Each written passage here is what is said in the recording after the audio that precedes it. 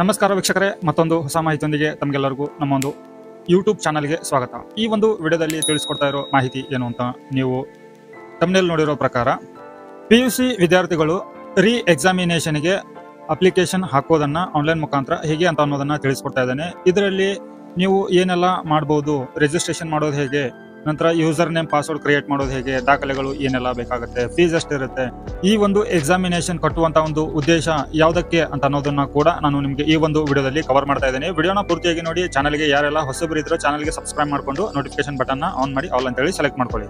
ನೋಡಿ ವೀಕ್ಷಕರೇ, ಮೊದಲನೇದಾಗಿ ನಾವು ಈ ಒಂದು PUC ದ್ವಿತೀಯ ಪರೀಕ್ಷೆಗೆ ರೀ ಎಕ್ಸಾಮಿನೇಷನ್ ರಿಪೀಟರ್ ಎಕ್ಸಾಮಿನೇಷನ್ಗೆ ಅರ್ಜಿಯನ್ನ ಸಲ್ಲಿಸ್ತಾ ಇದ್ದೇವೆ ಅಂತಂದ್ರೆ ನಾವು ಇಲ್ಲಿ ಎರಡು ಆಪ್ಷನ್ ಅನ್ನ ಇಟ್ಕೊಂಡು ಸಲ್ಲಿಸ್ತಾ ಇರ್ತೇವೆ. ಒಂದು ನಮ್ಮ ಒಂದು ಮಾರ್ಕ್ಸ್ ಇಂಪ್ರೂವ್ಮೆಂಟ್ ಮಾಡೋದಕ್ಕಾಗಿ ಮತ್ತೆ ರೀ ಎಕ್ಸಾಮ್ ಕಟ್ತಾ ಇರ್ತೀವಿ. ಇಲ್ದಿದ್ರೆ ಫಸ್ಟ್ ಟೈಮ್ ಅಟೆಂಪ್ಟ್ ಆಗಿಬಿಟ್ಟು ಫೇಲ್ ಆಗಿರ್ತೀರಲ್ವಾ, ಸೊ ಅವರು ರಿಪೀಟ್ ಎಕ್ಸಾಮಿಗೆ ಅಪ್ಲಿಕೇಶನ್ ಅನ್ನ ಸಲ್ಲಿಸ್ತಾ ಇರ್ತೀರಿ. ಸೊ ಈ ಒಂದು ದ್ವಿತೀಯ PUC ರಿಪೀಟರ್ ಎಕ್ಸಾಮಿನೇಷನ್ಗೆ ಮೊದಲು ನೀವು ಆಫಿಷಿಯಲಿ ಪೋರ್ಟಲ್ಗೆ ಬರಬೇಕಾಗತ್ತೆ. ಸೊ ಆಫಿಷಿಯಲ್ ಪೋರ್ಟಲ್ ಬಗ್ಗೆ ನಾನು ನಿಮಗೆ ಇಲ್ಲಿ ಒನ್ ಬೈ ಒನ್ ತಿಳಿಸ್ಕೊಡ್ತೇನೆ.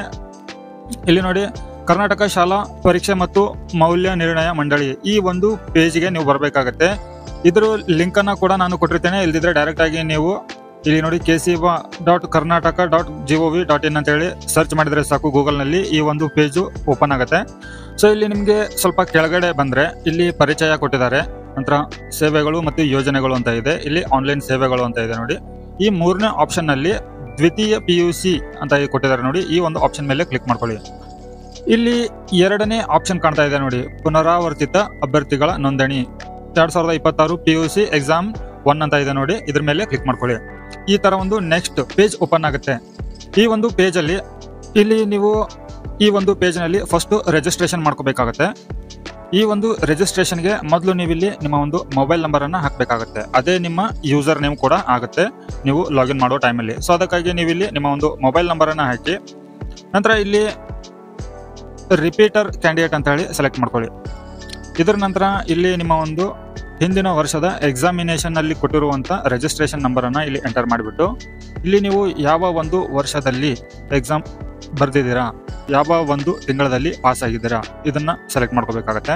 ಇಲ್ಲಿ ನೀವು 2 ಸತಿ ನಿಮ್ಮ ಪಾಸ್ವರ್ಡ್ ಅನ್ನ ಹಾಕ್ಬೇಕಾಗತ್ತೆ. ಒಂದು ಕ್ರಿಯೇಟ್ ಪಾಸ್ವರ್ಡ್, ಅದೇ ಇಲ್ಲಿ ರೀ ಎಂಟರ್ ಪಾಸ್ವರ್ಡ್ ಮಾಡಬೇಕಾಗತ್ತೆ. ಈ ಪಾಸ್ವರ್ಡ್ ಮಾಡುವಂತ ಒಂದು ಪ್ರೊಸೀಜರ್ ಯಾವ ತರ ಅಂತಂದ್ರೆ, ಇಲ್ಲಿ ಕ್ಯಾರೆಕ್ಟರ್ ಇರಬೇಕು, ಲೆಟರ್ಸು, ನಂತರ ನಂಬರ್ ಇರಬೇಕು, ಸ್ಪೆಷಲ್ ಕ್ಯಾರೆಕ್ಟರ್ ಇರಬೇಕು. ಸೊ ಇಲ್ಲಿ ನಾನು ನಿಮಗೆ ಎಕ್ಸಾಂಪಲ್ಗಾಗಿ ಒಂದು ತೋರಿಸ್ತಾ ಇದ್ದೀನಿ. ಇದೇ ತರಹದ ಬೇರೆ ಪಾಸ್ವರ್ಡ್ ಅನ್ನ ನೀವು ಕ್ರಿಯೇಟ್ ಮಾಡ್ಕೊಳ್ಳಿ, ಸರಿನಾ? ಇದಾದ ನಂತರ ಇಲ್ಲಿ ಗೆಟ್ OTP ಮೇಲೆ ಕ್ಲಿಕ್ ಮಾಡ್ಕೊಳ್ಳಿ. ನಿಮ್ಮ ಒಂದು OTP ಹಾಕಿದ ನಂತರ ಇಲ್ಲಿ ಸಕ್ಸಸ್ಫುಲಿ ರಿಜಿಸ್ಟರ್ಡ್ ಅಂತ ಹೇಳಿ ಬರುತ್ತೆ. ಸೊ ನೆಕ್ಸ್ಟ್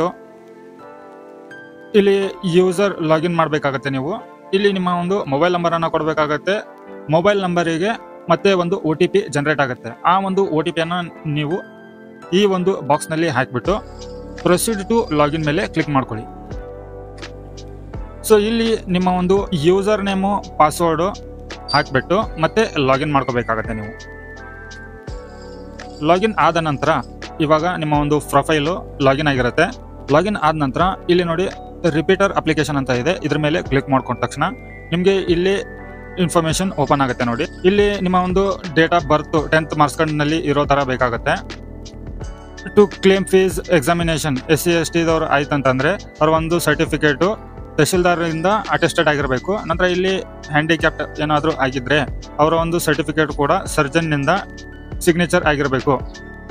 ಈ ಪೇಜ್ ನಲ್ಲಿ ಇಲ್ಲಿ ಒಂದು ರಿಜಿಸ್ಟ್ರೇಷನ್ ನಂಬರ್ ಅನ್ನ ಹಾಕಿ ನಿಮ್ಮ ಹಾಲ್ ಟಿಕೆಟ್ ನಲ್ಲಿ ಇರುವಂತದ್ದು. ನೀವು ಯಾವ ಇಯರ್ ಅನ್ನೋದನ್ನ ಇಲ್ಲಿ ಸೆಲೆಕ್ಟ್ ಮಾಡ್ಕೋಬೇಕಾಗತ್ತೆ. ಇಲ್ಲಿ ಯಾವ ಮಂತ್ ಅನ್ನೋದನ್ನ ಸೆಲೆಕ್ಟ್ ಮಾಡ್ಕೊಂಡು ಇಲ್ಲಿ ವ್ಯೂ ಡೀಟೇಲ್ಸ್ ಅಂತ ಇದೆ ನೋಡಿ, ಇದ್ರ ಮೇಲೆ ಕ್ಲಿಕ್ ಮಾಡ್ಕೊಳ್ಳಿ.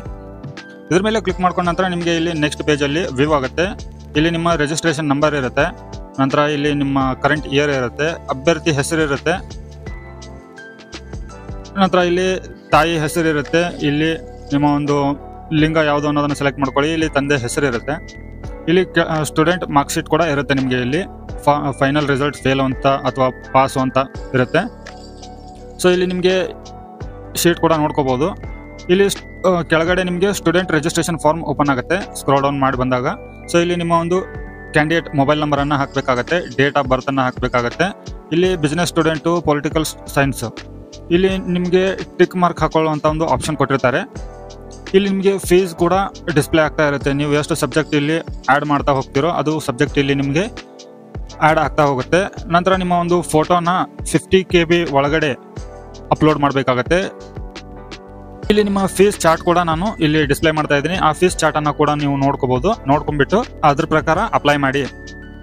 ನಂತರ ಇವಾಗ ನೀವು ಪೇಮೆಂಟ್ ಮಾಡುವಂತ ಒಂದು ಪ್ರೊಸೀಜರ್ ಇರುತ್ತೆ. ಇಲ್ಲಿ ನಿಮ್ಮ ಚಲನ್ ನಂಬರ್ ಅನ್ನ ಹಾಕಿಬಿಟ್ಟು ಆನ್ಲೈನ್ ಪೇಮೆಂಟ್ ಅಂತ ಸೆಲೆಕ್ಟ್ ಮಾಡಿ ಸಬ್ಮಿಟ್ ಮೇಲೆ ಕ್ಲಿಕ್ ಮಾಡ್ಕೊಳ್ಳಿ.